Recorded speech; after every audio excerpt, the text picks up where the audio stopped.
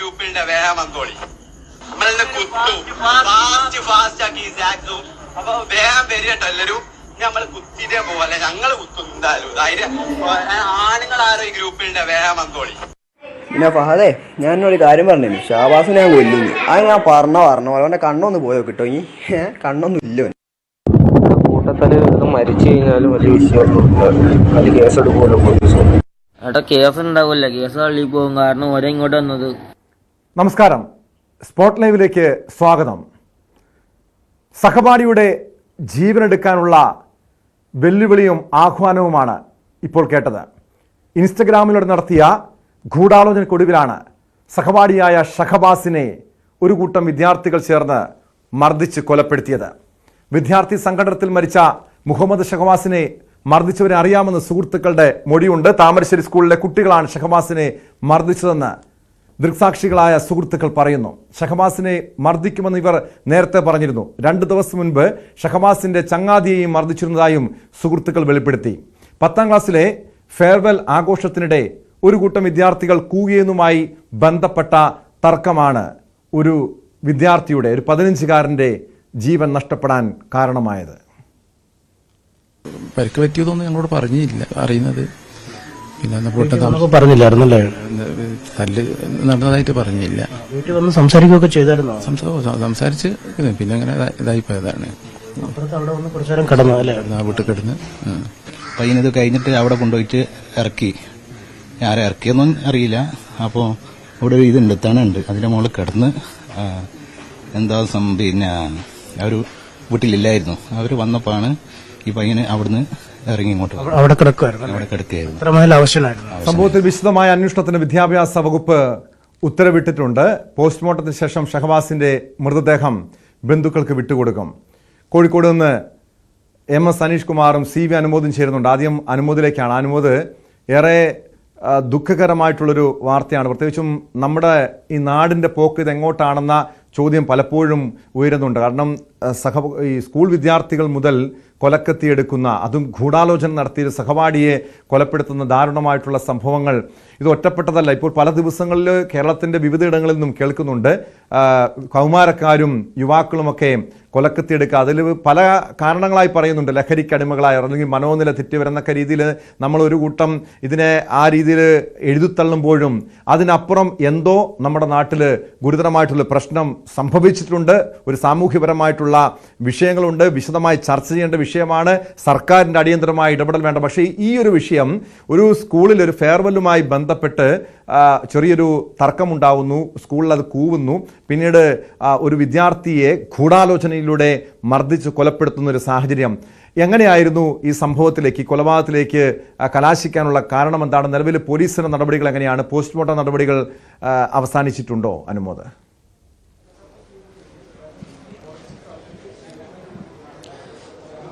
ഒരു farewell party എന്ന് പറയുമ്പോൾ സ്വാഭാവികമായിട്ടും പണ്ടൊക്കെ കുട്ടികൾ ആഘോഷമായിട്ട് പിരിയും. ചിലപ്പോൾ ചില ചെറിയ കച്ചറകളൊക്കെ ഉണ്ടാകുമെങ്കിലും അതെല്ലാം ചെറിയ കയ്യാങ്കളിൽ ഒതുങ്ങി പിന്നീട് തോളിൽ കൈയിട്ട് നടന്നു പോകുന്ന ഒരു കാലമുണ്ടായിരുന്നു. പക്ഷെ ഇപ്പോൾ കഴിഞ്ഞ 2-3 വർഷമായിട്ട് ഓരോ നഗരങ്ങളിലും ചെറിയ പട്ടണങ്ങളിലുമൊക്കെ കുട്ടികളുടെ ആഘോഷങ്ങൾ അവസാനിക്കുന്നത് ഈ തമ്മിലടിയിലാണ്. അത് ആദ്യകാലത്ത് വെറും തമ്മിലടിയാണെങ്കിൽ ചെറിയ ഭീഷണിയിലൊക്കെ അവസാനിച്ചിരുന്നെങ്കിൽ ഇപ്പോഴത് കയ്യാങ്കളിയിലും ജീവനെടുക്കുന്ന സാഹചര്യം വരെ എത്തിയിട്ടുണ്ട് എന്നുള്ളതാണ്. അതിന് കാരണങ്ങൾ പലതായിരിക്കാം. അത് നമുക്ക് ഒറ്റ വാക്കിൽ ഒതുക്കാൻ കഴിയില്ല. അതിൻ്റെ കാര്യങ്ങളും അത് വളരെ ഗൗരവത്തിൽ സമൂഹം മനസ്സിലാക്കുകയും ഉദ്യോഗസ്ഥരും അതേപോലെ ഉത്തരവാദിത്തപ്പെട്ട മേഖലയിലുള്ളവരൊക്കെ അതിലിടപെടുകയും ചെയ്യേണ്ടതുണ്ട്. നമ്മൾ ഈ വിഷയത്തിലേക്ക് ഇവിടെ വരികയാണെങ്കിൽ ഒരു ഫെയർവെൽ പാർട്ടിയിൽ പാട്ട് പാടുന്നതിനിടെ, ഡാൻസ് കളിക്കുന്നതിനിടെ പാട്ട് നിന്ന് പോയപ്പോൾ കൂവിയതാണ് ഇതിലേക്കൊക്കെ നയിച്ചത് എന്നുള്ളതാണ്. ഒരു കൂവനിൻ്റെ വിലയാണ് ഒരു മനുഷ്യൻ്റെ ജീവൻ എന്ന തരത്തിലേക്ക് ഈ കുട്ടികളുടെയൊക്കെ മാനസിക നില മാറി എന്നുള്ളതാണ് അതീവ ഞെട്ടിപ്പിക്കൽ. അതിനൊക്കെ പേടിപ്പിക്കുന്ന തരത്തിലാണ് അവരുടെ ശബ്ദരേഖകൾ പുറത്തു വന്നിരിക്കുന്നത്. ഒരുത്തരെ തീർക്കും, അവനെ എൻ്റെ ഒരു ഇടിക്ക് തികഞ്ഞില്ല. അതെല്ലാം കഴിഞ്ഞ് ഇതിപ്പം ഒരുത്തൻ മരിച്ചു എന്ന് ഉറപ്പാക്കിയപ്പോൾ ഒന്ന് പറയും ഇനി പൊരുത്തപ്പെട്ടേക്ക്, അതായത് ക്ഷമിക്കുക. ഇത്രമാത്രം നിസ്സാര ബുദ്ധിയോടെ, ലാഘവ ബുദ്ധിയോടെ ഈ കാര്യങ്ങളൊക്കെ ഇവർ കൈകാര്യം ചെയ്തിട്ട് ഒരു മനസാക്ഷി ഇല്ലാത്ത തരത്തിലേക്ക് മാറുക എന്ന് പറഞ്ഞാൽ അത് വളരെയധികം വേദനിപ്പിക്കുന്ന ഒരു സാഹചര്യം തന്നെയാണ്. അത് പേടിപ്പിക്കുന്ന സാഹചര്യമാണ് സത്യം പറഞ്ഞാൽ. നമ്മുടെയൊക്കെ കുട്ടികൾ വളരുന്ന സാഹചര്യം, ഈ സമൂഹത്തിൽ ഈ അവസ്ഥ ആരെയും പേടിപ്പിക്കും. എപ്പോൾ വേണമെങ്കിൽ ആരുടെ കയ്യിൽ എന്ത് ആയുധവും ഉണ്ടാകാം. നമ്മുടെ ഓപ്പോസിറ്റോ നമ്മുടെ ഒപ്പം നടക്കുന്നവൻ സ്വബോധത്തോടെയാണോ അതോ ലഹരിയിലാണോ, അവൻ്റെ ചിന്ത എന്താണെന്ന് അറിയാതെ എപ്പോൾ വേണമെങ്കിലും നമ്മുടെ നേർക്കൊക്കെ ഇതുപോലെ ഓരോ ആയുധങ്ങൾ വന്നേക്കാവുന്ന അവസ്ഥ. കാരണം അത്രമാത്രം മാറിയിട്ടുണ്ട് ഈ സാഹചര്യങ്ങളൊക്കെ. ഈ ഷഹബാസിൻ്റെ മരണം തന്നെ ഇത്തരത്തിലൊരു വെല്ലുവിളിയിൽ തുടങ്ങിയതാണ്. ഞായറാഴ്ച ഉണ്ടായ ഫെയർവെൽ പാർട്ടിക്കിടെ ഉണ്ടായ കലാപം, അതിനുശേഷം 4 ദിവസം ഒരു പ്ലാൻ ചെയ്യുകയായിരുന്നു എങ്ങനെ തല്ലണം, എങ്ങനെ കൊല്ലണമെന്ന്. അതിന് ശേഷം അവരെ വിളിച്ചു വരുത്തി ആക്രമിക്കുക. അതും ആക്രമിക്കുക എന്ന് വെച്ചാൽ ഗുരുതരമായി പരിക്കേൽപ്പിക്കാൻ കഴിയുന്ന ആയുധം ഉപയോഗിച്ച് ആക്രമിക്കുക. ഇപ്പോൾ അല്പസമയം മുമ്പ് നമ്മൾ ഷഹബാസിൻ്റെ അമ്മാവൻ നജീബിനോട് സംസാരിച്ചു. നജീബ് പറയുന്നത് ഈ കുറ്റകൃത്യം ഇവർക്ക് മാത്രമാണ് പങ്കെന്ന് കരുതാനാവില്ല എന്നുള്ളതാണ്. ഇവർക്ക് ആയുധം എവിടുന്ന് കിട്ടി, ക്രിമിനൽ സംഘങ്ങളുമായി ഇവർക്ക് ബന്ധമുണ്ടോ, ഈ എങ്ങനെ ആക്രമിക്കണമെന്ന കാര്യത്തിൽ ക്രിമിനൽ സംഘം ഇവർക്ക് ഉപദേശം കൊടുത്തിട്ടുണ്ടോ, ഇതൊക്കെ നിരീക്ഷിക്കാനാളുണ്ടായിരുന്നു. ഇവിടെ ഈ പ്രതികളായ, അതായത് ഇപ്പോൾ കുട്ടികളെ ഈ ഷഹബാസിനെ കൊന്ന ഈ 5 പേരുടെ രക്ഷിതാക്കളുടെ അവരുടെ ക്രിമിനൽ പശ്ചാത്തലമുണ്ട്. അങ്ങനെ ഗുരുതരമായ, അതിനൊപ്പം തന്നെ ലഹരിയുടെ സാന്നിധ്യം ഉണ്ടോ എന്നുള്ളൊരു ചോദ്യവും ഉയരുന്നുണ്ട്. കാരണം സ്വബോധത്തിൽ ഒരാളും ചിലപ്പോൾ ഇത്തരത്തിലുള്ള ഹീനകൃത്യങ്ങളൊന്നും ചെയ്യണമെന്നില്ല. ഈ ലഹരിയുടെ അഡിക്ഷനായി കഴിഞ്ഞാൽ, പ്രത്യേകിച്ച് രാസലഹരിയൊക്കെ ആണെങ്കിൽ അത് നമ്മളെ എങ്ങനെ നയിക്കുമെന്നോ എങ്ങനെ എവിടെ കൊണ്ടു എത്തിക്കുമെന്നോ ഒന്നും പറയാനാകില്ല. ചീത്ത പറയാൻ അധ്യാപകർക്ക് പോലും പേടിയാണ്. പണ്ടൊക്കെ ഒരു തെറ്റ് ചെയ്താൽ അധ്യാപകർ വഴക്കിടും, അധ്യാപകരുടെ കയ്യിൽ നിന്ന് തല്ലുവാങ്ങുമെന്ന് പേടിക്കുന്ന ഒരു തലമുറ ഉണ്ടായിരുന്നു. ആ തലമുറയൊക്കെ പുച്ഛിച്ചുകൊണ്ടാണ് ഇപ്പോൾ അധ്യാപകൻ്റെയും വിദ്യയിലും തലക്കടിച്ചുകൊണ്ട് പുതിയ കുട്ടികളൊക്കെ വന്നുകൊണ്ടിരിക്കുന്നത്. അതിനെ അവരെ പ്രേരിപ്പിക്കുന്നത് ഇന്നത്തെ ഈ ലഹരിയുടെ സാന്നിധ്യം ഉണ്ടാകാം, സിനിമകളിലെ സ്വാധീനം ഉണ്ടാകാം. അവർക്ക് തന്നെ ഈ മറ്റുള്ളവരെ ആക്രമിക്കുന്നതാണ് ഹീറോയിസം എന്ന്, അല്ലെങ്കിൽ മറ്റുള്ളവരുടെ കയ്യാങ്കളി കാണിച്ച് അവിടെ ആധിപത്യം ഉറപ്പിക്കുന്നതാണ് ഹീറോയിസം എന്നൊക്കെ ധാരണയാകാം.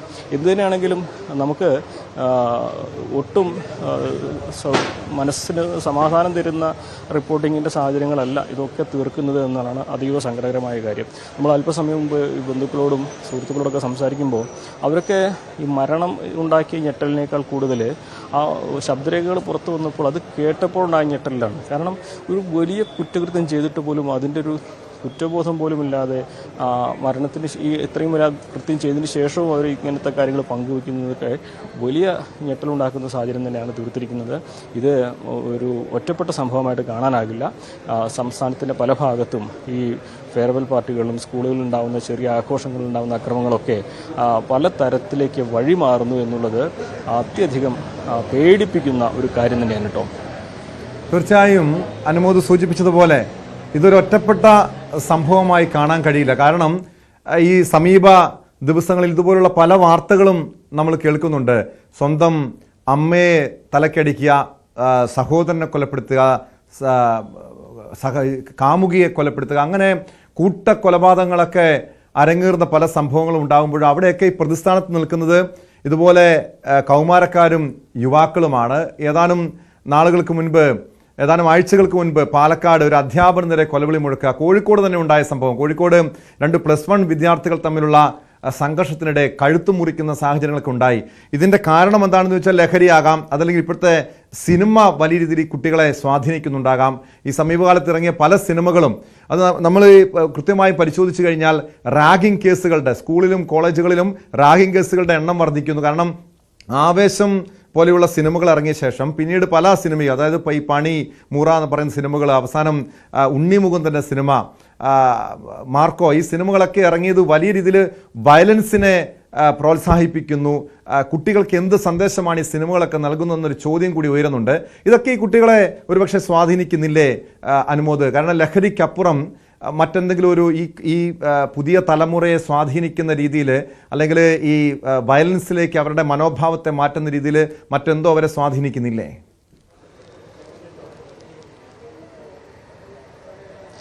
അത് വളരെ ശരിയായ നിരീക്ഷണമാണ് കേട്ടോ. നമ്മൾ 2 വർഷം മുൻപ് ഇറങ്ങിയ ഒരു സിനിമ, ടോവിനോ തോമസിൻ്റെ തല്ലുമാല, അത് വളരെ ആഘോഷിച്ചൊരു പടമാണ്. നോൺ ലീനിയർ ശൈലിയിൽ എടുത്ത വ്യത്യസ്തമായ ഒരു തീമുള്ള ഒരു പടമാണ്. പക്ഷെ ആ സിനിമ ഇറങ്ങിയതിന് ശേഷം എനിക്ക് മലപ്പുറത്തെ ഒരു അനുഭവം വെച്ച് ഓരോ ആഴ്ചയും ഓരോ ക്യാമ്പസിലും ഈ ഹയർ സെക്കൻഡറി സ്കൂളും തല്ലുമാല ഉണ്ട് എന്നാണ് പോലീസ് തന്നെ പറഞ്ഞത്. അതായത് പിള്ളേർ തല്ലുക, അങ്ങോട്ട് 2 ഗ്യാങ് ആയി തിരിഞ്ഞ് തല്ലുക. പോലീസുകാരുടെ ഈ തല്ലുമാല എന്ന് പറഞ്ഞിട്ടാണ് അവസാനം ഓരോ സമയവും സ്കൂൾ വിടുന്ന നേരത്ത് സ്കൂളുകളുടെ പരിസരത്ത് മുഴുവൻ പോലീസിന്റെ നിരീക്ഷണം ശക്തമാക്കുക, എന്തെങ്കിലും പ്രശ്നം കാണുമ്പോൾ അവരെ അപ്പോൾ തന്നെ പേടിപ്പിച്ച് ഓടിക്കുക. അങ്ങനെ ഇതൊക്കെ ഈ സാമൂഹ്യ മാധ്യമങ്ങളിൽ വൈറലാവുന്ന ചിത്രങ്ങൾ അല്ലെങ്കിൽ അത്തരത്തിലുള്ള സന്ദേശങ്ങൾ അത് അവരുടെ ജീവിതത്തെ സ്വാധീനിക്കുന്നുണ്ട് എന്നുള്ളതാണ്.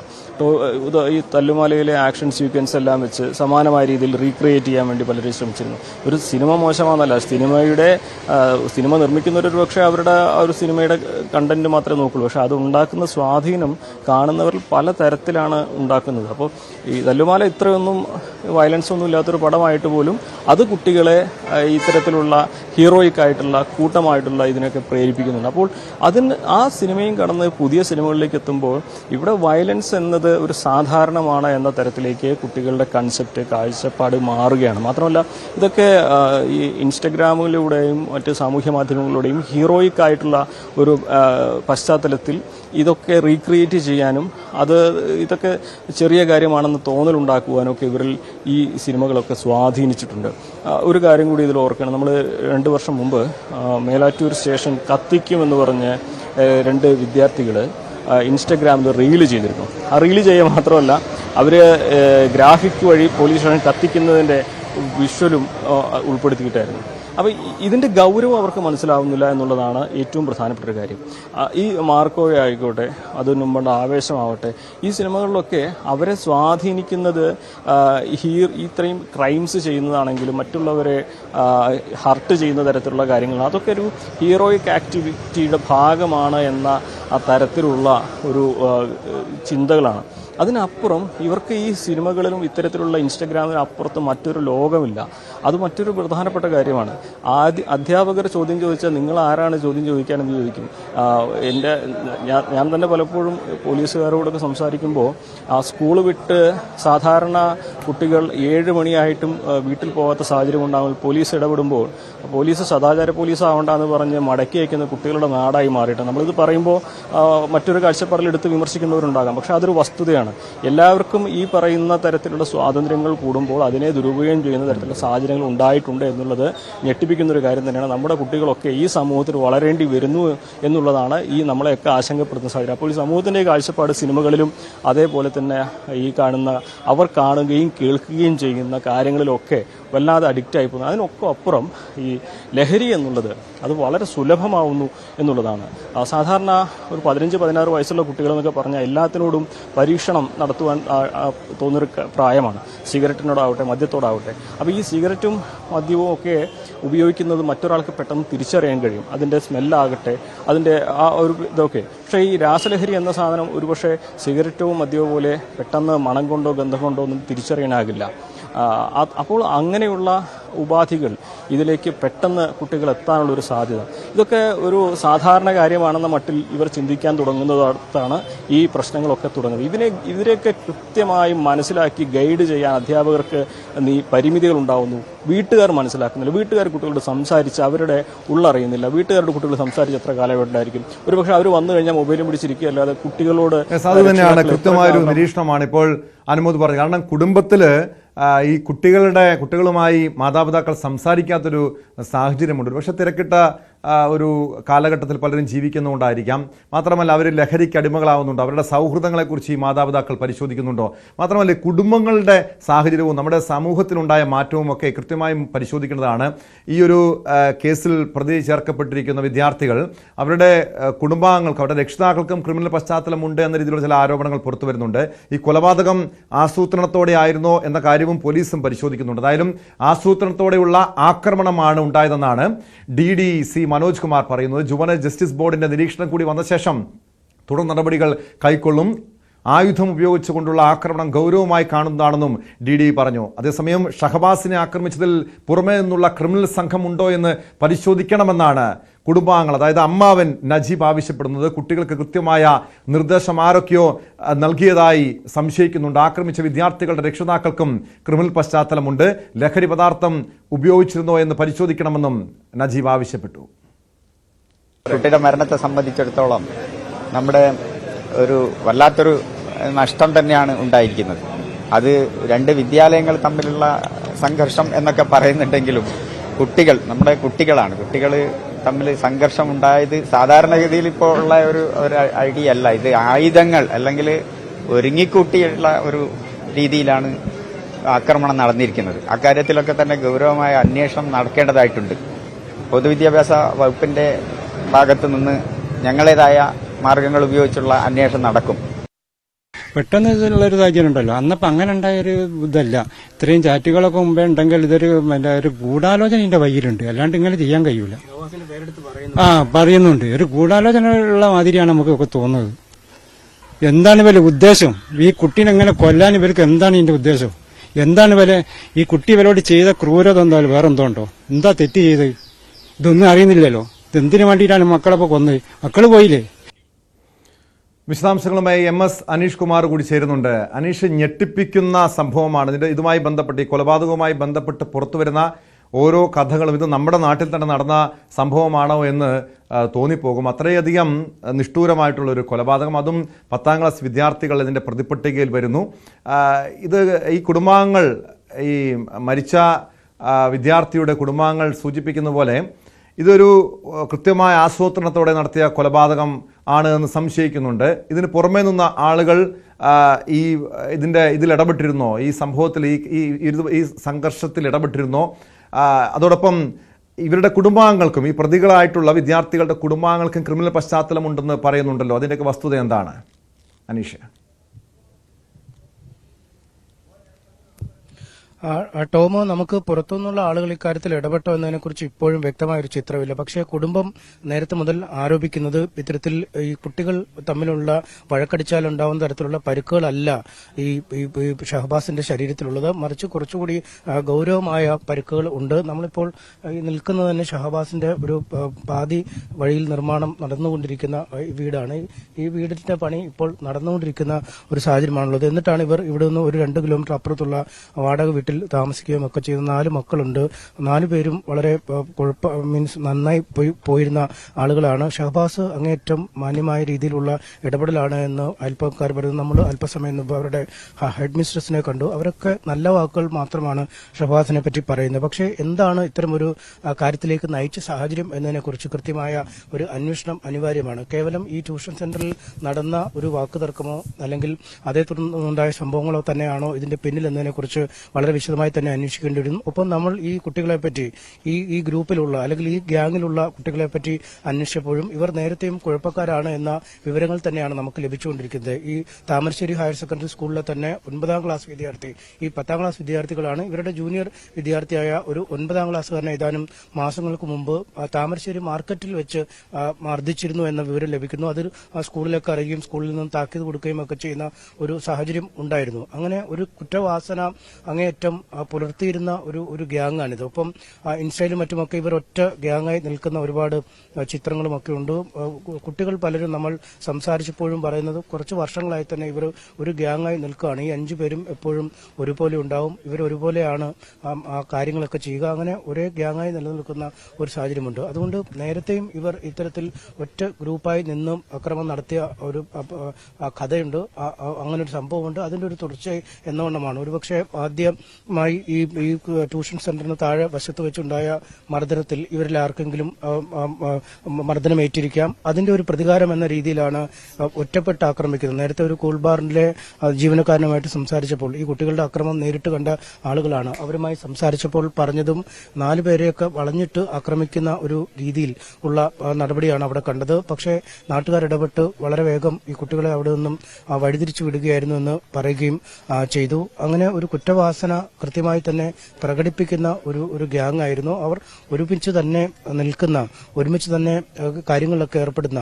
അക്രമ കാര്യങ്ങൾക്കും ഒരുമിച്ച് തന്നെ നിൽക്കുന്ന ഒരു ഗ്യാങ്ങായാണ് ഇവർ പ്രവർത്തിച്ചുകൊണ്ടിരുന്നത്. എന്തായാലും ആ ഒരു ഗ്യാങ്ങിന്റെ ഒരു തുടർച്ചയായ ഒരു കാര്യം തന്നെയാണ് ഇപ്പോൾ ഒന്നിച്ച് ജുവനൈൽ ഹോമിലേക്ക്, കെയർ ഹോമിലേക്ക് പോകേണ്ട ഒരു സാഹചര്യം. 10ാം ക്ലാസ് പരീക്ഷ ഇത്രയും വർഷം സ്കൂളിൽ പഠിച്ച് തീർച്ചയായും അതാണ് അനീഷ് പരിശോധിക്കണം. കാരണം പണ്ടൊക്കെ ഒരു നാട്ടിൽ ഇതുപോലുള്ള ഈ സാമൂഹ്യ വിരുദ്ധർ അല്ലെങ്കിൽ കൊച്ചു കുട്ടികളുടെ ഇടയിൽ ഈ സാമൂഹ്യ വിരുദ്ധ പ്രവണതയൊക്കെ വർദ്ധിക്കുകയുണ്ടായാൽ, അല്ലെങ്കിൽ ഇതുപോലെ സംഘം ചേർന്ന് ലഹരി ഉപയോഗിക്കുകയോ ആക്രമണം നടത്തുകയോ ഉണ്ടായാൽ അവിടുത്തെ പൊതുപ്രവർത്തകർ അല്ലെങ്കിൽ അവരുടെ കുടുംബാംഗങ്ങൾ അല്ലെങ്കിൽ സ്കൂളിലെ അധികൃതരൊക്കെ ഇടപെടാറുണ്ട്. ഇത് ഇവരുടെ ഒന്നും ശ്രദ്ധയിലൊന്നും പെട്ടിരുന്നില്ലേ? നാട്ടിലെ പൊതുപ്രവർത്തകരുടെയോ കുടുംബാംഗങ്ങളുടെയോ ശ്രദ്ധയിലൊന്നും ഈ കുട്ടികൾ ഇങ്ങനെ ലഹരിക്ക് അടിമകളാകുന്നതോ സ്ഥിരമായി ഇതുപോലെ പ്രശ്നങ്ങൾ ഉണ്ടാക്കുന്നതോ ആരുടെ ശ്രദ്ധയിൽപ്പെട്ടിരുന്നില്ലേ?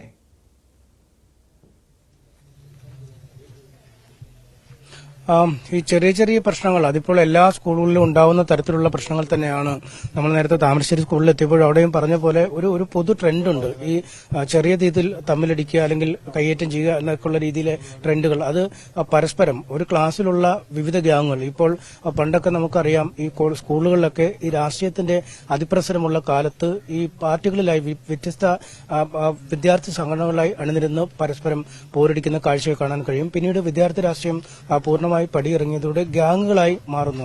3, 4, 5 പേരുള്ള ഗ്യാങ്ങുകളായി ഓരോ വിഭാഗം തിരിയുന്നു. അത് ആൺകുട്ടികളായാലും പെൺകുട്ടികളായാലും ഒക്കെ ഓരോ ഗ്യാങ്ങായി തിരിയുന്നു. പിന്നീട് ഈ ഗ്യാങ്ങിനപ്പുറത്തേക്ക് സ്കൂൾ എന്ന രീതിയിൽ ഒരു ഗ്യാങ്ങായി മാറുന്നു. ഈ അയൽപ്പക്കത്തെ സ്കൂള്, ഈ MJ സ്കൂള് ഒരു വശത്ത് നിൽക്കുമ്പോൾ ഹയർ സെക്കൻഡറി സ്കൂള് മറ്റൊരു വശത്ത്. അങ്ങനെ സ്കൂളുകൾ തമ്മിലുള്ള ഒരു പോരാട്ടം പലപ്പോഴും ഈ സബ് ജില്ലാ കലോത്സവങ്ങൾക്ക് പോകുമ്പോൾ അല്ലെങ്കിൽ സ്പോർട്സ്, ഇന്റർ സ്കൂൾ സ്പോർട്സ് അങ്ങനെയൊക്കെ പോകുമ്പോഴും ഇത്തരം സ്കൂളുകൾ ഗ്യാങ്ങുകളായി തിരിഞ്ഞ് അവിടെയും പലപ്പോഴും പരസ്പരം ഏറ്റുമുട്ടുന്ന കാഴ്ച, ബസ് സ്റ്റാൻഡുകളിൽ ഏറ്റുമുട്ടുന്ന കാഴ്ചകൾ നമ്മൾ കാണുന്നു. പൊതു ഇടങ്ങളിൽ പരസ്പരം ഏറ്റുമുട്ടുന്ന കാഴ്ച കാണുന്നു. മദ്യപിച്ച് പരസ്പരം ഏറ്റുമുട്ടുന്ന കാഴ്ച കാണുന്നു. അങ്ങനെ ഓരോ തുരുത്തുകളായി കുട്ടികൾ തിരിയുകയും അവർ ആ തുരുത്തുകൾക്കുള്ളിൽ നിന്ന് മറ്റുള്ളവരോട് പോരടിക്കുകയും ചെയ്യുന്ന ഒരു കാഴ്ചയുണ്ട്. അത് ഒരുപക്ഷെ മദ്യത്തിന്റെയും മയക്കുമരുന്നിന്റെയും ഒക്കെ സാന്നിധ്യം അവിടെ കാണാം. നേരത്തെയൊക്കെ ഈ മുതിർന്നു കഴിഞ്ഞാൽ കോളേജ് ലെവലിലേക്കൊക്കെ പോകുമ്പോഴായിരുന്നു കുട്ടികളിൽ പലപ്പോഴും ഇത്തരം മദ്യത്തിന്റെയും മയക്കുമരുന്നിന്റെയും ഒക്കെ ഉപയോഗം കാണും. ഇന്നലെ കാസർഗോഡ് നമ്മൾ കണ്ടു, ഈ ഫെയർവെൽ പാർട്ടി ആഘോഷിക്കാനായി കഞ്ചാവ് അടക്കമുള്ള വസ്തുക്കൾ ഉപയോഗിച്ച് ലഹരി പാർട്ടി നടത്തുന്ന കുട്ടികളെ എക്സൈസ് അതിലേക്ക് നുഴഞ്ഞു കയറുകയും അവിടെ നിന്നും കഞ്ചാവ് അടക്കം പിടികൂടി കുട്ടികളിൽ നിന്നും പിടിച്ചെടുക്കുകയും ചെയ്ത ഒരു സാഹചര്യം. അങ്ങനെ ആഘോഷങ്ങൾ ഏത് നിലവരെ പോകണം എന്നതിനെക്കുറിച്ചൊരു കൃത്യമായ ആസൂത്രണമില്ലാതെ ഈ സിനിമയ്ക്കുള്ളിൽ ലോറിക്കകത്ത് സ്വിമ്മിംഗ് പൂൾ കരുതിയാൽ അതേ കരുതുക എന്നത് രീതിയിലേക്ക് ആ കുട്ടികൾ മാറുന്നു. അല്ലെങ്കിൽ BMW കാറ് സ്കൂളിൽ എത്തിച്ചാണ് ഫെയർവെൽ ആഘോഷം കൊഴുപ്പിക്കുന്നത്. ആ കാറിൽ അഭ്യാസ പ്രകടനങ്ങൾ നടത്തി ആഘോഷങ്ങൾ കൊഴുപ്പിക്കുന്ന കാഴ്ച കാണുന്നു. അങ്ങനെ ആഘോഷം അതിന്റെ ഏത് തരത്തിലേക്ക് പോകാനും അവർക്ക് മടിയില്ല. ഒപ്പമുള്ള ആളെ ശത്രുവായി കണ്ടാൽ എത്രമാത്രം നീചമായി. തീർച്ചയായും MS അനീഷ് കുമാർ സൂചിപ്പിച്ചതുപോലെ അപകടത്തിലേക്കാണ് പുതിയ തലമുറയുടെ പോക്ക്. ഇത് കുടുംബങ്ങളുടെ സ്വൈര്യജീവിതം തകർക്കുന്നു, ഈ സമൂഹത്തിന്റെ സ്വൈര്യജീവിതം തകർക്കുന്നു. ലഹരി മാത്രമല്ല, ലഹരിക്കപ്പുറം മറ്റെന്തോ പ്രശ്നം ഈ പുതിയ തലമുറയെ അലട്ടുന്നുണ്ടാകാം. അതിനവരെ സ്വാധീനിക്കുന്ന പല ഘടകങ്ങളുമുണ്ട്. സിനിമയുണ്ട്, കുടുംബാന്തരീക്ഷമുണ്ട്, മാറുന്ന നമ്മുടെ സാമൂഹിക ചുറ്റുപാടുകളുണ്ട്.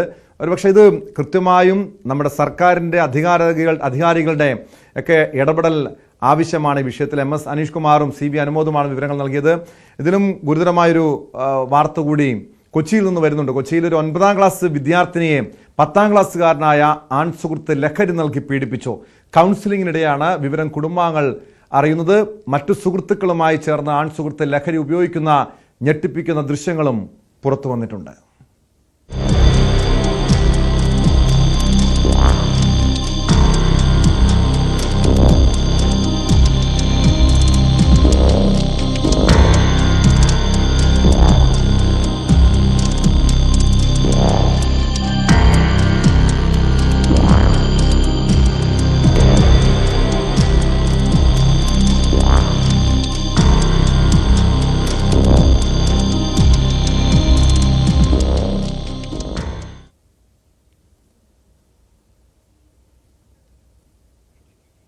ഇത് ക്രിമിനൽ സംഘങ്ങളുടെയോ ഗുണ്ടാ സംഘങ്ങളുടെയോ ദൃശ്യമല്ല. 15 വയസ്സുള്ള വിദ്യാർത്ഥികൾ ലഹരി ഉപയോഗിക്കുന്ന, സംഘം ചേർന്ന് ലഹരി ഉപയോഗിക്കുന്ന ദൃശ്യങ്ങളാണ് ന്യൂസ് 18 ഇന്ന് പുറത്തുവിട്ടത്.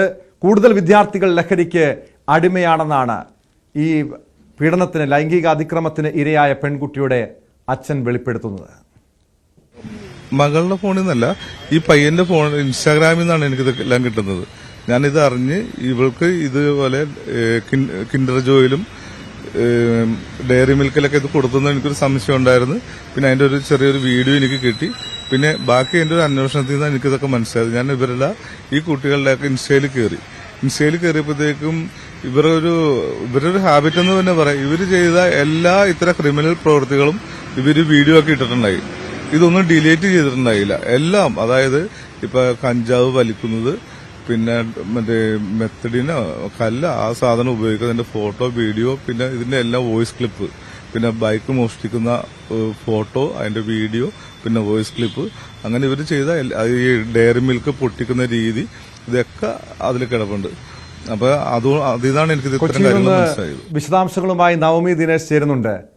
നവമി, ഏതാനും ആഴ്ചകൾക്ക് മുൻപ് എറണാകുളം ചോറ്റാനിക്കരയില് ഒരു പെൺകുട്ടി ലൈംഗിക ചൂഷണത്തിന്, അതായത് ലൈംഗിക അതിക്രമത്തിന് ഇരയായ അതിജീവിതയായ ഒരു പെൺകുട്ടിയുടെ മരണവുമായി ബന്ധപ്പെട്ട വാർത്ത നവമി റിപ്പോർട്ട് ചെയ്തതാണ്.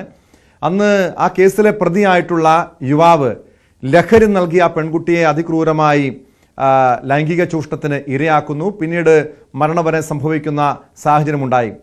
പക്ഷേ ഇത് 10ാം ക്ലാസ്സിൽ പഠിക്കുന്ന ഒരു വിദ്യാർത്ഥിയാണ് പെൺസുഹൃത്തിനെ ലഹരി നൽകി പീഡിപ്പിക്കുന്നത്. അതിനുശേഷം പുറത്തു വന്നിരിക്കുന്ന ദൃശ്യങ്ങൾ ഞെട്ടിപ്പിക്കുന്നതാണ്. അത് നമ്മുടെ കൊച്ചു കേരളത്തിൽ ഇവിടുത്തെ സ്കൂളുകളിൽ ലഹരി ഉപയോഗം വളരെ സജീവമായി നടക്കുന്നുണ്ട് എന്ന് കൂടി തെളിയിക്കുന്നൊരു വാർത്തയാണ്, ദൃശ്യങ്ങളാണ് ഇപ്പോൾ മലയാളികൾ കാണുന്നത്. എന്താണ് അവിടെ സംഭവിച്ചത്? ഈ പെൺകുട്ടിയെ എത്ര നാളായി ഇയാൾ ലൈംഗികമായി, ഈ 10ാം ക്ലാസ്സുകാരൻ ലൈംഗികമായി ചൂഷണം ചെയ്യുന്നുണ്ടായിരുന്നു? എങ്ങനെയാണ് വിവരം പുറത്തു വന്നത് നവമി?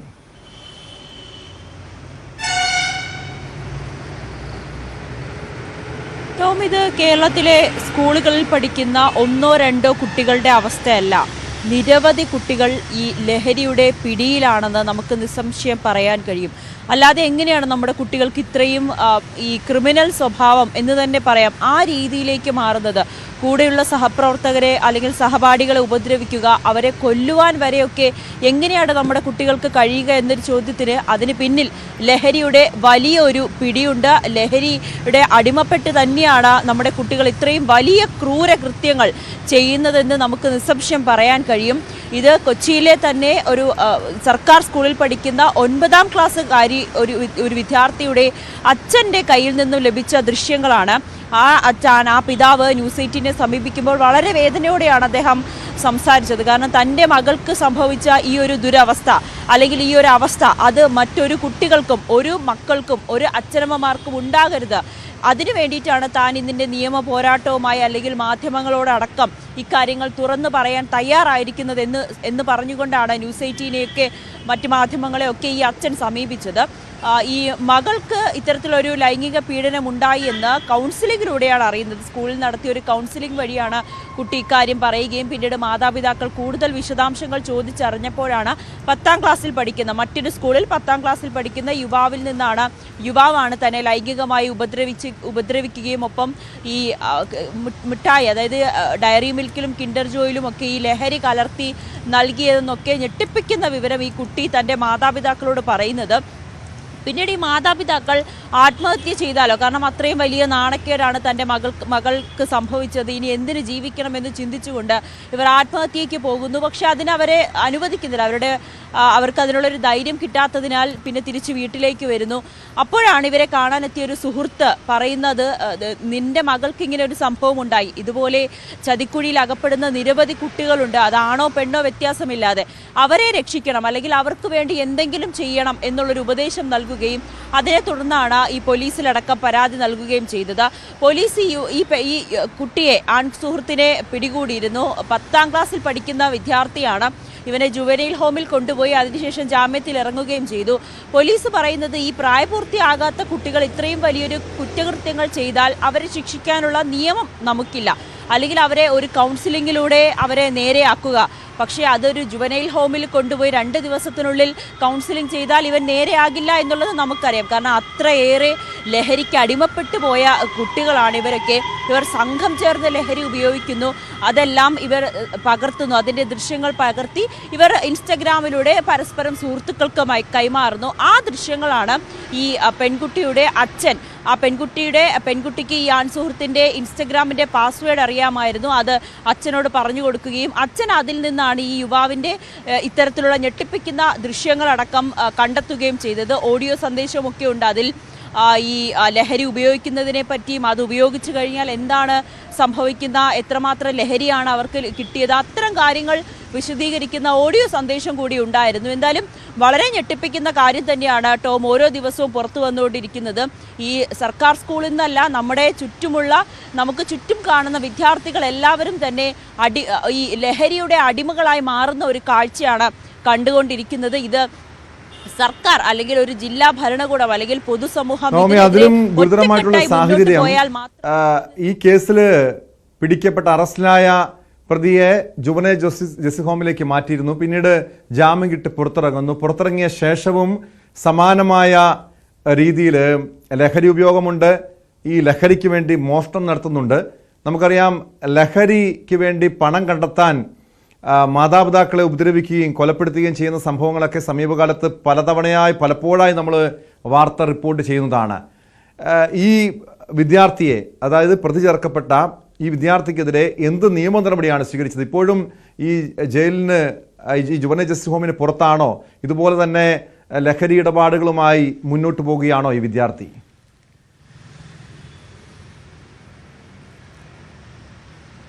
അങ്ങനെ തന്നെയാണ് ടോം. ഇവർക്കെതിരെ എന്ത് നടപടി സ്വീകരിക്കാൻ കഴിയുമെന്നാണ് പോലീസ് ചോദിക്കുന്നത്. കാരണം 10ാം ക്ലാസ്സിൽ പഠിക്കുന്ന വിദ്യാർത്ഥിയാണ്, പ്രായപൂർത്തിയായിട്ടില്ല. ഇവരെ എങ്ങനെയാണ് ശിക്ഷിക്കേണ്ടത്? ഒരു നിയമ നടപടിയുമായി മുന്നോട്ട് പോകുന്നതിലുള്ള ഒരു പരിമിതി നമ്മുടെ പോലീസ് ഉദ്യോഗസ്ഥർക്കുണ്ട്. അവർക്ക് ചെയ്യാൻ കഴിയുന്നത് ഈ കുട്ടിക്ക് നല്ലൊരു കൗൺസിലിംഗ് കൊടുക്കുക. അതിനുവേണ്ടി അവരുടെ മാതാപിതാക്കളെ ആദ്യം അവർക്കൊരു ബോധവൽക്കരണം കൊടുക്കണം. ഇതിൻ്റെ ഒരു ദൂഷ്യഫലങ്ങൾ, അല്ലെങ്കിൽ നിങ്ങളുടെ മകൻ കാരണം അല്ലെങ്കിൽ മകൾ കാരണം പൊതുസമൂഹത്തിന് അല്ലെങ്കിൽ നിങ്ങൾക്ക് ആ കുട്ടിക്കുണ്ടാകുന്ന ദുരവസ്ഥയെക്കുറിച്ച് അല്ലെങ്കിൽ അവരുടെ ഭാവി ഏത് വിധത്തിലാണ് തകർന്നു പോവുക എന്നത് ആദ്യം മാതാപിതാക്കളെ വേണം ഉപദേശിക്കാൻ, അല്ലെങ്കിൽ ഒരു ബോധവൽക്കരണം കൊടുക്കാൻ. അതിന് പോലും പലപ്പോഴും മാതാപിതാക്കൾ തയ്യാറാകുന്നില്ല. അല്ലെങ്കിൽ ഒരു ബോധവൽക്കരണം വേണം, അല്ലെങ്കിൽ തൻ്റെ കുട്ടിയെ നേർവഴിക്ക് കൊണ്ടുവരാൻ തൻ്റെ ഒരു പങ്ക് വലുതാണെന്ന് പലപ്പോഴും മാതാപിതാക്കൾ പോലും തിരിച്ചറിയുന്നില്ല. അവരിപ്പോഴും തൻ്റെ കുട്ടി തെറ്റൊന്നും ചെയ്തിട്ടില്ല, അവരെ സംരക്ഷിക്കുന്ന ഒരു നിലപാട് തന്നെയാണ് ഈ മാതാപിതാക്കളുടെ ഭാഗത്തു നിന്നും ഉണ്ടാകുന്നത്. സ്കൂളിൽ നിന്നുമൊക്കെ ഈ കുട്ടിക്കെതിരെ നിരവധി പരാതികളുണ്ട്. നിരവധി ക്രിമിനൽ പശ്ചാത്തലമുള്ള ഈ ഒരു ആൺകുട്ടി കൂടിയാണ് ഈ 10ാം ക്ലാസ്സുകാരൻ.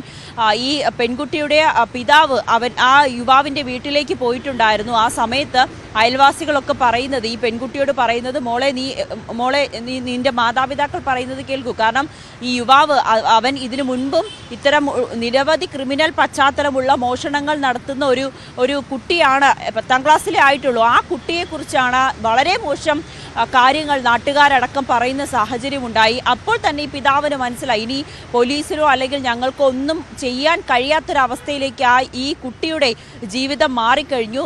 പിന്നീട് ആ മാതാപിതാക്കൾക്ക് ഏതെങ്കിലും വിധത്തിൽ ഈ കുട്ടിയെ ഒരു കൗൺസിലിങ്ങിനോ അല്ലെങ്കിൽ ഒരു ഡി അഡിക്ഷൻ സെന്ററിലോ ഒക്കെ കൊണ്ടുപോയി നേരെയാക്കി കൊണ്ടുവരാനേ കഴിയുകയുള്ളൂ. പക്ഷെ അതിന് എത്രമാത്രം ആ മാതാപിതാക്കൾ മുതിരുന്നു എന്നതാണ് ഏറ്റവും പ്രധാനപ്പെട്ട കാര്യം. അവർക്കിപ്പോഴും ആ കുട്ടിയെ സംരക്ഷിക്കുന്ന അല്ലെങ്കിൽ തൻ്റെ മകൻ തെറ്റ് ചെയ്തിട്ടില്ല എന്നൊരു നിലപാടിൽ തന്നെ ഉറച്ചു നിൽക്കുന്നവരാണ്.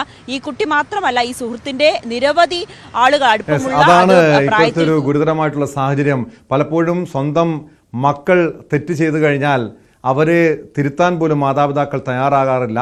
അവരെ ന്യായീകരിച്ചുകൊണ്ട് രംഗത്തെത്തുന്നു. വീണ്ടും ഈ കുട്ടികളെ ഇതാണ് ശരി എന്ന് കരുതി മുന്നോട്ട് പോകുന്നു. മാത്രമല്ല, അധ്യാപകർ ഇനി ഏതെങ്കിലും രീതിയിലുള്ള കുറ്റകൃത്യങ്ങളിൽ ഈ കുട്ടികൾ ഏർപ്പെട്ട് കഴിഞ്ഞാൽ അധ്യാപകർ അതിനെ ചോദ്യം ചെയ്യുകയോ അവരെ ശകാരിക്കുകയോ ശിക്ഷിക്കുകയോ ചെയ്താൽ അതിനെതിരെ ഈ അധ്യാപകർക്കെതിരെ നടപടി സ്വീകരിക്കുന്ന ഒരു സാഹചര്യമാണെന്ന് കേരളത്തിലുള്ളത്. ഒരു പക്ഷേ ഇനി എങ്ങനെ ഈ കൈവിട്ടു പോകുന്ന ഈ തലമുറയെ തിരികെ കൊണ്ടുവരാൻ എങ്ങനെ സാധിക്കുമെന്ന് നമ്മുടെ സർക്കാരും വിദ്യാഭ്യാസ വകുപ്പും ഒക്കെയാണ് തീരുമാനിക്കേണ്ടത്. അടിയന്തരമായൊരു ഇടപെടൽ, ഒരു ചികിത്സ തന്നെ ഈ വിഷയത്തിൽ ആവശ്യമാണ്. കാസർഗോഡ് വാട്സാപ്പിലൂടെ 21-കാരിയെ മുത്തലാഖ് ചൊല്ലി ഭർത്താവ്. വാർത്ത പരിശോധിക്കാം ഇടവേള കഴിഞ്ഞ്.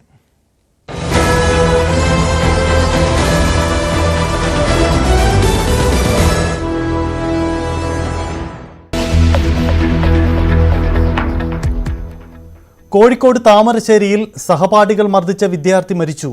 10ാം ക്ലാസ് വിദ്യാർത്ഥിക്ക് ഗുരുതരമായി പരിക്കേറ്റത് ഫെയർവെൽ പാർട്ടിക്കിടെ ഉണ്ടായ കൂട്ടത്തല്ലിൽ. കൊല്ലുമെന്ന ശബ്ദ സന്ദേശം പുറത്ത്. പിന്നെ ഫഹദേ, ഞാനൊരു കാര്യം പറഞ്ഞു, ഷാബാസിനെ ഞാൻ കൊല്ലുന്നു. അത് ഞാൻ പറഞ്ഞ പോലെ അവൻ്റെ കണ്ണൊന്ന് പോയോ കിട്ടോ? ഈ കണ്ണൊന്നും ഇല്ലോ. മരിച്ചു കഴിഞ്ഞാലും വലിയ വിഷയമൊന്നും ഏട്ടാ കേസ് ഉണ്ടാവില്ല. കേസ് തള്ളി പോകും. കാരണം ഓരോ ഇങ്ങോട്ട് വന്നത്.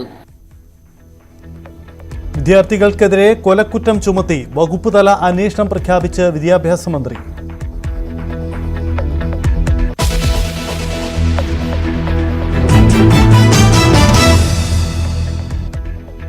കാസർഗോഡ് വാട്സാപ്പിലൂടെ 21-കാരിലെ മുത്തലാഖ് ചൊല്ലി ഭർത്താവ്. സന്ദേശം അയച്ചത് പെൺകുട്ടിയുടെ പിതാവിന്റെ വാട്സാപ്പിൽ. വിദേശത്തുള്ള ഭർത്താവ് ഫോണിലൂടെ നേരിട്ട് വിളിച്ചു മുത്തലാഖ് ചൊല്ലി. നിരന്തരം പീഡിപ്പിച്ചിരുന്നതായി യുവതിയുടെ മൊഴി.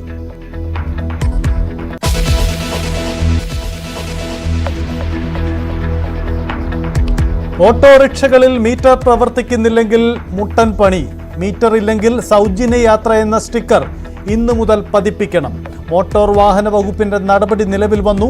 അടിച്ചേൽപ്പിക്കുന്ന നടപടികൾ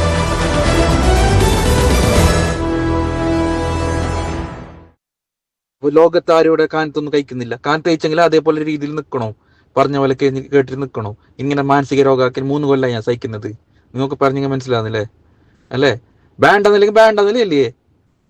വേണ്ട. നിങ്ങളോട് തന്നെ പറയുന്നത്, നിങ്ങൾ ഉപ്പാടെ പറയുന്നത് തലാക്ക് 3 തലാക്ക് ഞാൻ ചൊല്ലി. എനിക്ക് നിങ്ങളെ മോള് വേണ്ട. ഓക്കെ, നിങ്ങളെ കാനത്ത് കഴിച്ചോട് ഞാൻ പറഞ്ഞു. ഓക്കെ. കാസർഗോഡ് വാട്സാപ്പിലൂടെ 21-കാരിയെ ഭർത്താവ് മുത്തലാഖ് ചൊല്ലിയ ഓഡിയോ സംഭാഷണമാണ് ഇപ്പോൾ കേട്ടത്. കല്ലുരാവി സ്വദേശിനിയായ യുവതിയെ നെല്ലിക്കട്ട സ്വദേശി അബ്ദുൾ റസാഖാണ് വാട്സാപ്പ് സന്ദേശത്തിലൂടെ മുത്തലാഖ് ചൊല്ലിയത്. ഭർത്താവ് ഫോണിലൂടെ വിളിച്ച് നേരിട്ട് തന്നോട് മുത്തലാഖ് ചൊല്ലിയതായും യുവതി പറയുന്നു. സ്ത്രീധനം ആവശ്യപ്പെട്ട് നിരന്തരം ഉപദ്രവിക്കാറുണ്ടെന്നും യുവതി വെളിപ്പെടുത്തി. ഉപ്പാനോട് വോയിസ് ക്ലിപ്പായിട്ട് വാട്സപ്പിൽ സന്ദേശം അയച്ചതെന്ന്, നിന്നെ 3 തലാക്കും ചെല്ലി എന്നിട്ട് ഇതിൻ്റെ പിന്നിൽ കളിച്ചത് എൻ്റെ ഭർത്താവിൻ്റെ ഉമ്മാവും 2 പെങ്ങന്മാരും പിന്നെ ഉപ്പാൻ്റെ ഏട്ടൻ്റെ പേരാണ്. ഭർത്താവിൻ്റെ വീട്ടുകാർ സ്ത്രീധനം തന്നിട്ടാന്നിട്ട് കുറേ പറയാൻ തുടങ്ങിയിനി. സംഭവത്തിൽ കാഞ്ഞങ്ങാട് പോലീസിൽ കുടുംബം പരാതി നൽകി. മുത്തലാഖ് നിരോധന നിയമം നിലവിൽ വന്നതിന് ശേഷം ജില്ലയിൽ രജിസ്റ്റർ ചെയ്യുന്ന ആദ്യ കേസാണിത്. KV ബൈജു ചേരുന്നുണ്ട് കാസർഗോഡ് നിന്ന്. ബൈജു, ഇവിടെ ഈ യുവതിയുടെ പരാതി പ്രകാരം, വെളിപ്പെടുത്തൽ പ്രകാരം സ്ത്രീധനം ആവശ്യപ്പെട്ടുള്ള പീഡനം ഒരു വശത്തുണ്ടായിരുന്നു. അങ്ങനെ പലപ്പോഴും ഇവർ ഉപദ്രവിക്കപ്പെട്ടിരുന്നു എന്നാണോ മനസ്സിലാക്കേണ്ടത്? ഈ സംഭവത്തിൽ പോലീസ് എന്ത് നടപടിയാണ് സ്വീകരിച്ചിരിക്കുന്നത് ബൈജു?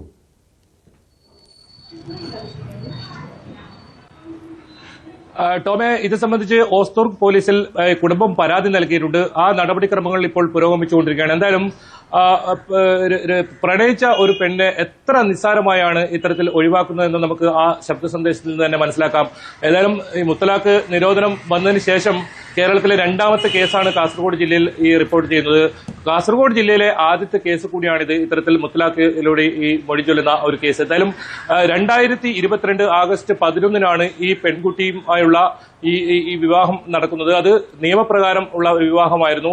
1 വർഷത്തോളം ഇൻസ്റ്റാഗ്രാമിലൂടെ പരിചയപ്പെടുകയും പിന്നീട് പ്രേമ ശേഷം ഈ വിവാഹം നടക്കുകയുമായിരുന്നു.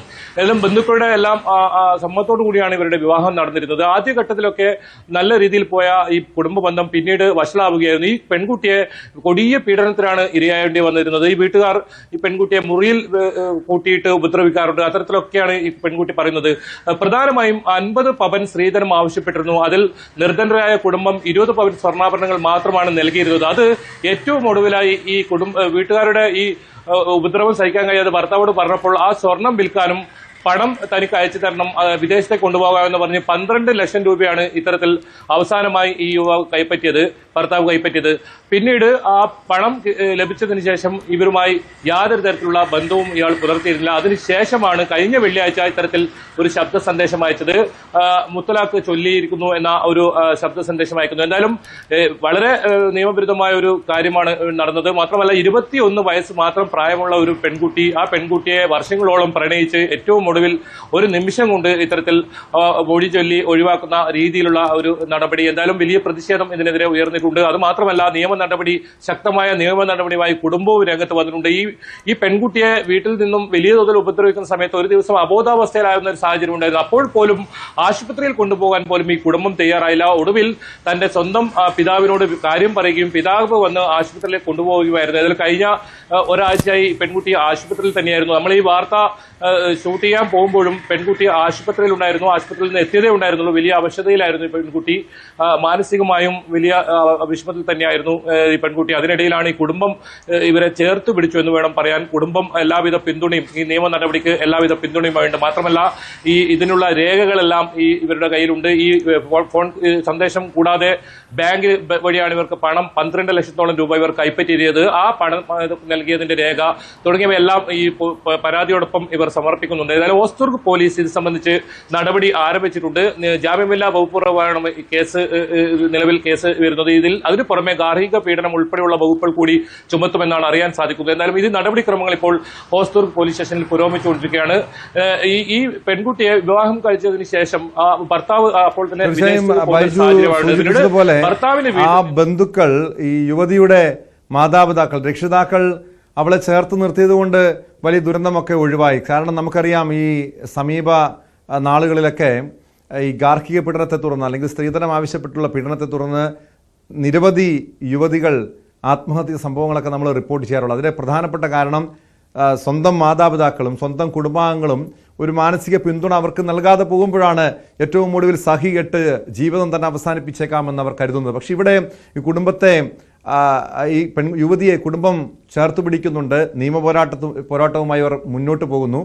പക്ഷേ പോലീസിൻ്റെ ഭാഗത്ത് എന്തുകൊണ്ടാണ് കേസെടുക്കാൻ, മറ്റ് വകുപ്പുകളെടുക്കാൻ വൈകുന്നത്?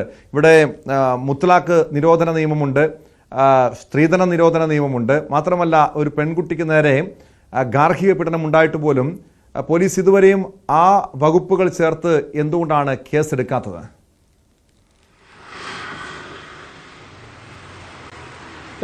നിലവിൽ പോലീസിന്റെ ഭാഗത്ത് അത്തരത്തിൽ വീഴ്ചയുണ്ടെന്ന് നമുക്ക് പറയാൻ സാധിക്കില്ല. കാരണം കഴിഞ്ഞ വെള്ളിയാഴ്ചയാണ് ഈ ശബ്ദ സന്ദേശം വരുന്നത്. അതിനുശേഷം ഈ പെൺകുട്ടി വലിയ തോതിൽ മാനസിക പ്രയാസം അനുഭവപ്പെടുകയായിരുന്നു. മാത്രമല്ല, ആശുപത്രിയിൽ ചികിത്സയിലായിരുന്നു കഴിഞ്ഞ ദിവസങ്ങളിലെല്ലാം. ഞാൻ നേരത്തെ സൂചിപ്പിച്ചതുപോലെ തന്നെ ഈ ദൃശ്യം ചിത്രീകരിക്കാൻ പോകുമ്പോൾ, ഇവരുടെ വീട്ടിൽ ഇവരുടെ പ്രതികരണം എടുക്കാൻ പോകുമ്പോൾ പോലും അവർ ആശുപത്രിയിൽ നിന്നും ഡിസ്ചാർജായി എത്തിയതേ ഉണ്ടായിരുന്നുള്ളൂ. ഇന്നലെ ഉച്ചയോട് കൂടിയാണ് ഇവർ ആശുപത്രിയിൽ നിന്നും എത്തുന്ന സാഹചര്യം ഉണ്ടായത്. അതിനുശേഷം പോലീസിൽ നേരത്തെ തന്നെ വിവരം പറഞ്ഞിരുന്നു, ഇത്തരം തെളിവുകളും ഉൾപ്പെടെ എത്താമെന്ന് പറഞ്ഞ്. ഇന്നാണ് 11 മണിയോടുകൂടിയാണ് ഹോസ്ദുർഗ് പോലീസിൽ ഈ പെൺകുട്ടിയും പിതാവും പരാതിയുമായി എത്തിയത്. അതിന്റെ നടപടിക്രമങ്ങൾ ഇപ്പോൾ എന്തായാലും തുടരുന്നുണ്ട്. ടോം സൂചിപ്പിച്ചതുപോലെ തന്നെ ഗാർഹിക നിരോധന നിയമം ഉൾപ്പെടെ ഇതിൽ ജാമ്യമില്ലാ വകുപ്പുകൾ വരും. ഒപ്പം ഈ ഭർത്താവിനെ വിദേശത്ത് നിന്നും നാട്ടിലെത്തിക്കാനുള്ള നടപടിയും ഉണ്ടാകുമെന്ന് തന്നെയാണ് പോലീസ് പറയുന്നത്.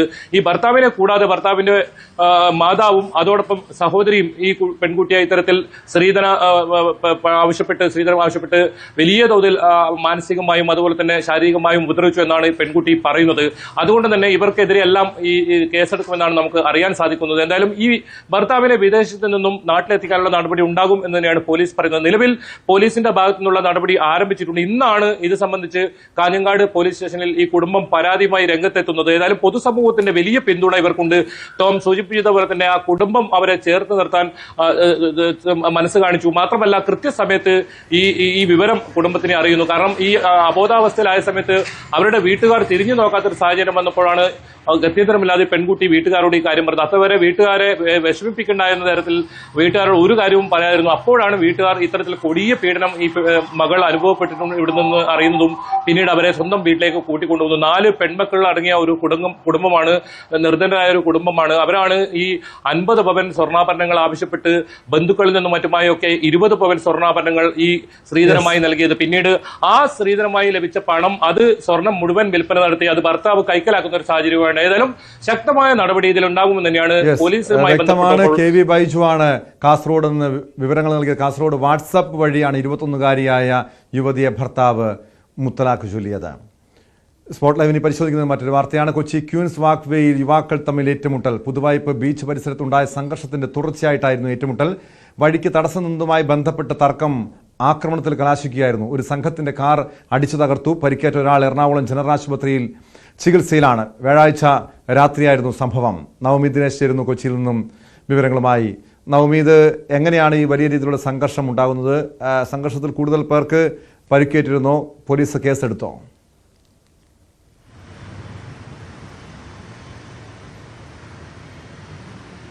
ടോം, ഇന്നലെ രാത്രി പുതുവൈപ്പ് ബീച്ചിൽ തുടങ്ങിയ ഒരു വാക്ക് തർക്കമാണ്. അതായത് വഴി തടഞ്ഞതുമായി ബന്ധപ്പെട്ട് ഒരു സംഘം യുവാക്കളെ കാറ് മുന്നോട്ട് പോകുവാൻ മറ്റേ സംഘം അനുവദിച്ചില്ല എന്ന് പറഞ്ഞ് തുടങ്ങിയ തർക്കമാണ് പിന്നീട് വലിയൊരു സംഘർഷത്തിലേക്ക് കലാശിച്ചത്. യുവാക്കൾ വാഹനം എടുത്തുകൊണ്ട് പിന്നീട് ക്യൂൻസ് വാക്ക്വേയിലേക്ക് വന്നു. ആ സമയം മറ്റ് യുവാക്കൾ അവരെ പിന്തുടർന്ന് വരികയും ക്യൂൻസ് വാക്ക്വേയിൽ വെച്ച് വീണ്ടും വാക്കുതർക്കം രൂക്ഷമാകുകയും ചെയ്തു. ഇതിനൊടുവിലാണ് നമ്മൾ ആ ദൃശ്യങ്ങൾ കാണുന്നത് പോലെ തന്നെ യുവാക്കളുടെ കാറ് മറ്റ് സംഘത്തിലെത്തിയ ആളുകൾ അടിച്ചു തകർക്കുകയും പിന്നീട് ഇവർ തമ്മിൽ വലിയൊരു സംഘർഷം ഉണ്ടാകുകയും ചെയ്തത്. എന്തായാലും എറണാകുളം സെൻട്രൽ പോലീസ് കേസെടുത്തിട്ടുണ്ട്. ഇന്ന് വൈകുന്നേരം തോടുകൂടി യുവാക്കളുടെ അറസ്റ്റ് ഉണ്ടാകുമെന്നാണ് നമുക്കറിയാൻ സാധിക്കുന്നത്. യുവാക്കളെ കുറിച്ചുള്ള കൂടുതൽ വിവരങ്ങൾ പോലീസ് പുറത്തുവിട്ടിട്ടില്ല. അത് എത്ര പേരുണ്ട്, അവരുടെ കൂടുതൽ വിവരങ്ങൾ, ഇവർക്ക് മറ്റ് ക്രിമിനൽ പശ്ചാത്തലമുണ്ടോ എന്നും അടക്കമുള്ള കാര്യങ്ങളൊക്കെ പരിശോധിച്ചു വരികയാണ്. അറസ്റ്റ് രേഖപ്പെടുത്തിയാൽ ഉടൻ തന്നെ കൂടുതൽ വിശദാംശങ്ങൾ അറിയിക്കാമെന്നാണ് പോലീസുമായി ബന്ധപ്പെട്ടപ്പോൾ ഈ അന്വേഷണ സംഘം വ്യക്തമാക്കുന്നത്. അതിലൊരു യുവാവ് ആശുപത്രിയിലാണ്. ഈ പരിക്കേറ്റ ഒരു യുവാവ് എറണാകുളം ജനറൽ ആശുപത്രിയിൽ ചികിത്സയിലാണെന്നാണ് നമുക്ക് അറിയാൻ സാധിക്കുന്നത്. എന്തായാലും യുവാക്കൾ ലഹരി തന്നെയാണോ ഇത്തരത്തിലൊരു പ്രകോപനപരമായിട്ടുള്ള ഒരു സംഘർഷത്തിലേക്ക് അല്ലെങ്കിൽ വാഹനമൊക്കെ അടിച്ചു തകർക്കുന്ന ഒരു നിലയിലേക്ക് എത്തിയതെന്ന് കണ്ടെത്തേണ്ടതുണ്ട്. ഒപ്പം യുവാക്കൾക്ക് മറ്റ് ക്രിമിനൽ പശ്ചാത്തലമുണ്ടോ എന്ന് കൂടി വ്യക്തമായിട്ടില്ല. 4-5 പേരാണ് ഈ സംഘത്തിൽ ഉണ്ടായിരുന്നതെന്നാണ് നമുക്ക് ഇപ്പോൾ പ്രാഥമികമായി കിട്ടുന്ന വിവരം. ആ ദൃശ്യങ്ങൾ തന്നെ കാണാം. കയ്യിൽ കരുതിയിരുന്ന ആയുധങ്ങളൊക്കെ ഉപയോഗിച്ച് കയ്യും കൊണ്ടൊക്കെ തന്നെയാണ് ഈ വാഹനം അടിച്ചു തകർക്കുന്നത്. എന്താണ് ഈ ഒരു വാക്കുതർക്കം മാത്രമാണോ ഇത്രയും വലിയൊരു സംഘർഷത്തിലേക്ക് കലാശിച്ചതെന്ന് നമുക്ക് കണ്ടെത്തേണ്ടതുണ്ട്. അങ്ങനെയാണെങ്കിൽ അത് ഒരു പെട്ടെന്നുള്ളൊരു പ്രകോപനമായിരിക്കില്ലല്ലോ. ഒരു ആയുധവുമായി, മാരകായുധങ്ങളുമായി അവിടെ എത്തി സംഘർഷം സൃഷ്ടിക്കണമെന്നുണ്ടെങ്കിൽ ആസൂത്രിതമായിട്ടുള്ളൊരു ആക്രമണമായി തന്നെ ഇതിനെ കാണേണ്ടതല്ലേ?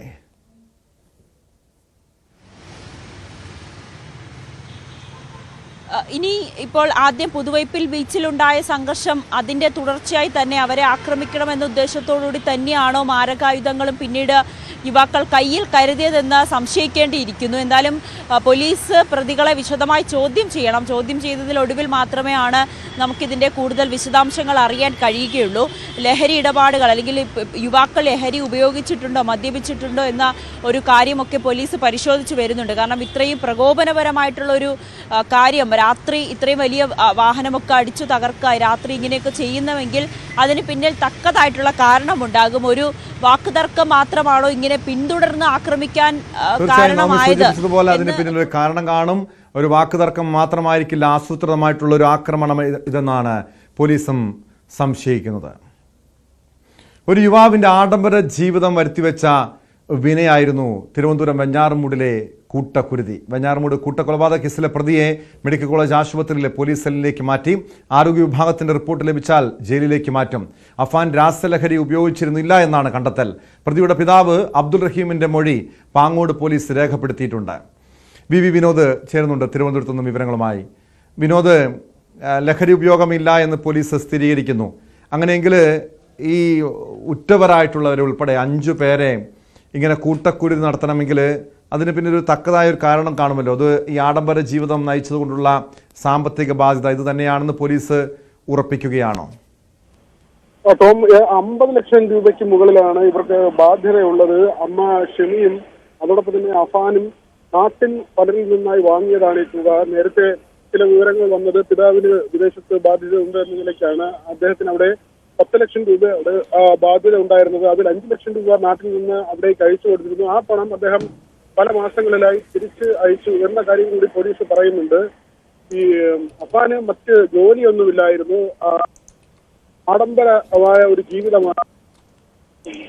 ബൈക്ക് 2 ലക്ഷം രൂപയുടേതാണ്. നേരത്തെ ഉപയോഗിച്ചിരുന്ന ഫോൺ 1.5 ലക്ഷം രൂപയുടേതാണ്. ഇപ്പോൾ ഉപയോഗിക്കുന്ന ഫോൺ 50,000 രൂപയുടെ ഫോണാണ്. കാർ ഉണ്ടായിരുന്നു, കാർ വാങ്ങിയിരുന്നു. ഇങ്ങനെ പല സ്ഥലങ്ങളിൽ നിന്ന് പണം കടം വാങ്ങിയാണ് ഇവർ മുന്നോട്ട് പോയിരുന്നത്. ഭക്ഷണം മിക്കവാറും ദിവസം ഭക്ഷണം പുറത്തുനിന്ന് വാങ്ങുന്ന ഒരു രീതിയും ഉണ്ടായിരുന്നു. ഇത്തരത്തിൽ ഒരു ആഡംബര ജീവിതം എന്ന നിലയ്ക്ക് തന്നെയാണ് കാര്യങ്ങൾ പോയിരുന്നത്. അവിടെ ഈ സാമ്പത്തിക പ്രതിസന്ധി ഉണ്ടായപ്പോൾ ബന്ധുക്കളുടെ ഭാഗത്ത് നിന്ന് ചില സമ്മർദ്ദങ്ങൾ ഉണ്ടായി. സഹോദരൻ ലത്തീഫിനെ കൊലപ്പെടുത്താൻ കാരണം അദ്ദേഹം പണം നൽകിയിരുന്നു. ആ പണം തിരികെ ചോദിച്ചതിന്റെ വൈരാഗ്യത്തിലാണ് കൊലപ്പെടുത്തുന്നത്. മാത്രമല്ല, ഈ അച്ഛന്റെ അമ്മയെ കൊലപ്പെടുത്തിയതിന് പിന്നിലുള്ള കാരണമായി പറയുന്നത് ഈ സംഭവം നടക്കുന്ന ദിവസം, ഈ കൊലപാതകങ്ങൾ നടക്കുന്ന ദിവസം 2 കടക്കാർ നേരത്തെ പണം നൽകിയിട്ടുള്ളതിൽ 2 ആളുകൾ വീട്ടിലേക്ക് വരുമെന്ന് അറിയിച്ചിരുന്നു. സെറ്റിൽ ചെയ്യുക, അവർക്കുള്ള പണം കൊടുക്കുക.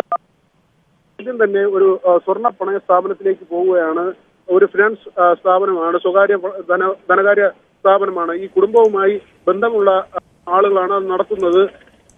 അതുകൊണ്ട് തന്നെ ഇവർക്ക് ഈ സ്വർണം വെക്കുന്നതിന് മുൻപ് തന്നെ പണം കൊടുക്കുന്ന രീതി ഉണ്ടായിരുന്നു. ആ തരത്തിൽ 74,000 രൂപ അവർ ഈ സ്വർണ്ണാഭരണം കിട്ടുന്നതിന് മുൻപ് തന്നെ ഈ 74,000 രൂപ നൽകി. ഈ പണം പണത്തിനുള്ള സ്വർണം കണ്ടെത്തുന്നതിനാണ് അമ്മുമ്മയുടെ വീട്ടിലേക്ക് പോകുന്നത്. വാപ്പുമ്മയുടെ വീട്ടിൽ പോയി അവരെ കൊലപ്പെടുത്തി അവരുടെ മാലയുമായി വന്ന് ഈ പിന്നീട് അത് പണയമായി നൽകുന്നു. വീണ്ടും അവിടെ നിന്ന് 1,500 രൂപ കൂടി ഈ സ്വർണത്തിന് ലഭിക്കുന്നുണ്ട്. അതുമായാണ് പിന്നെ ഇയാൾ പോകുന്നതും മറ്റിടങ്ങളിലെ കൊലപാതകം. തീർച്ചയായും വിനോദ്, കാരണം എങ്ങനെയാണ് ഈ കടബാധ്യത ഉണ്ടായത്, ഇതിന് പിന്നില് ഈ അഫാന്റെ ആഡംബര ജീവിതം മാത്രമാണ് തുടങ്ങിയ കാര്യങ്ങളൊക്കെ പരിശോധിക്കേണ്ടതാണ്. അതോടൊപ്പം ഈ അഫാന്റെ മാതാവ് ഷെമിയുടെ ആരോഗ്യനില ഇപ്പോൾ എങ്ങനെയുണ്ടെന്ന് അറിയണം. ഈ ഉറ്റവരൊക്കെ മരിച്ചു, അതായത് ഈ ഇളയ മകനൊക്കെ മരിച്ചു എന്ന ആ ഒരു കാര്യങ്ങളൊക്കെ ഷെമിയെ അറിയിച്ചിട്ടുണ്ടോ? ഇപ്പോഴും ഷെമി എന്താണ് പോലീസിനോടും ഭർത്താവിനോടുമൊക്കെ പറഞ്ഞിരിക്കുന്ന കാര്യങ്ങൾ, ഈ കേസുമായി ബന്ധപ്പെട്ട് നൽകിയിരിക്കുന്ന മൊഴികൾ എന്തൊക്കെയാണ്? ഇപ്പോഴും അവർ പറയുന്നത് വീഴ്ച, അതായത് കട്ടിലിൽ നിന്ന് വീണു എന്ന ഒരു കാര്യമാണ് അവർ മൊഴിയായി നൽകുന്നത്. ഇതുവരെയും ഈ കൊലപാതകം പറഞ്ഞിട്ടില്ല. മകനെ കുറ്റപ്പെടുത്തുന്ന തരത്തിലുള്ള ഒരു സ്റ്റേറ്റ്മെന്റും ഇതുവരെ അവരുടെ ഭാഗത്തു നിന്ന് ഉണ്ടായിട്ടില്ല. പക്ഷേ ഈ അടുത്ത ദിവസങ്ങളിൽ ഈ വിവരങ്ങൾ അവരെ ധരിപ്പിക്കേണ്ടി വരും. അതിനുശേഷം അവർ നൽകുന്ന മൊഴി ഈ കേസുമായി ബന്ധപ്പെട്ട് വളരെ നിർണായകമാകും.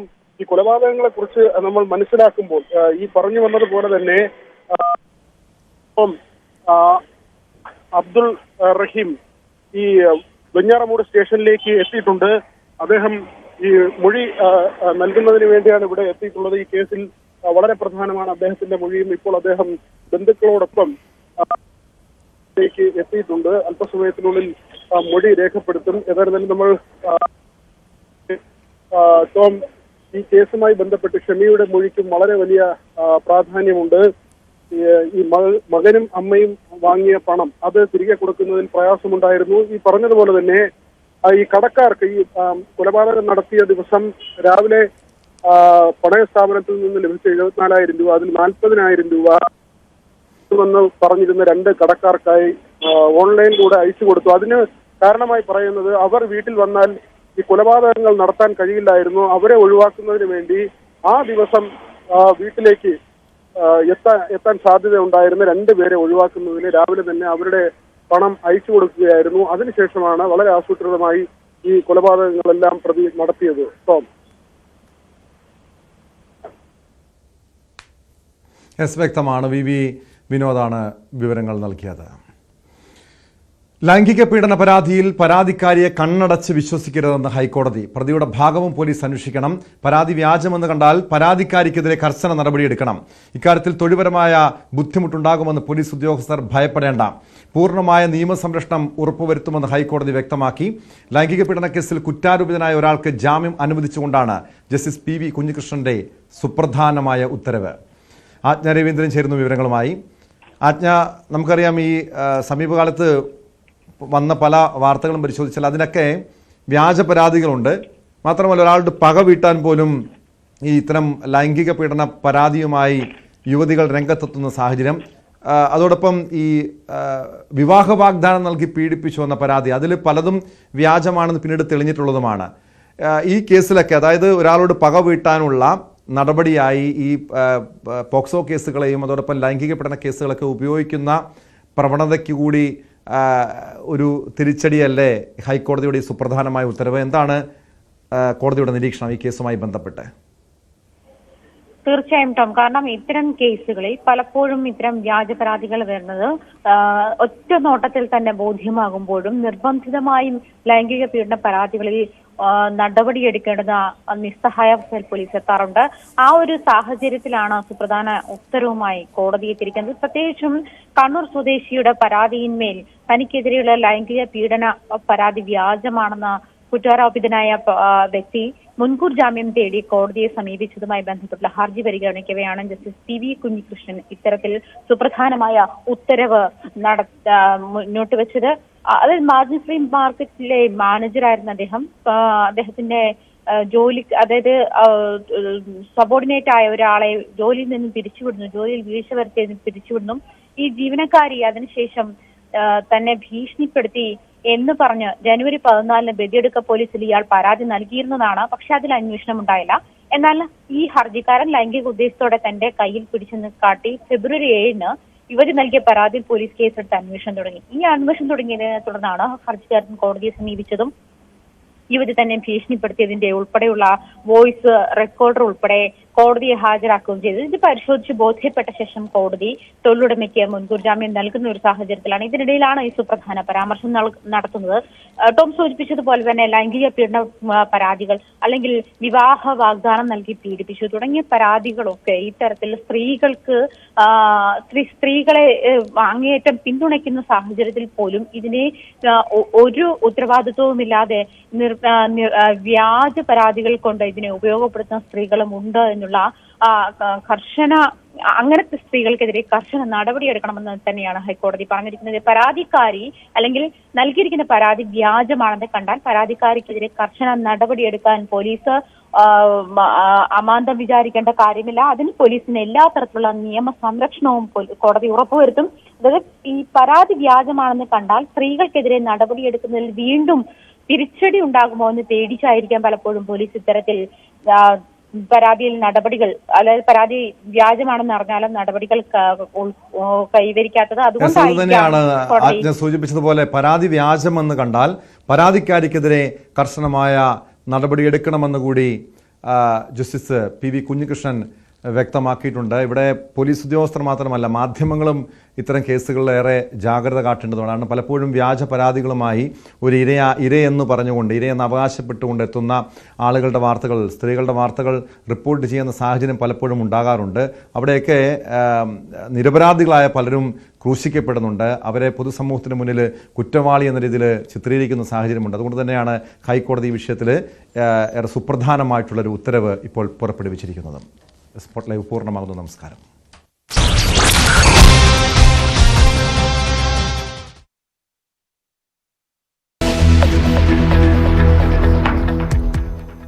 കോഴിക്കോട് താമരശ്ശേരിയിൽ സഹപാഠികൾ മർദ്ദിച്ച വിദ്യാർത്ഥി മരിച്ചു.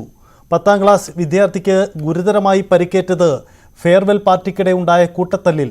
കൊല്ലുമെന്ന ശബ്ദ സന്ദേശം പുറത്ത്. പിന്നെ ഫഹദേ, ഞാനൊരു കാര്യം പറഞ്ഞു, ഷാബാസിനെ ഞാൻ കൊല്ലുന്നു. അത് ഞാൻ പറഞ്ഞ പോലെ അവൻ്റെ കണ്ണൊന്ന് പോയോ കിട്ടോ? ഈ കണ്ണൊന്നും ഇല്ലോ. മരിച്ചു കഴിഞ്ഞാലും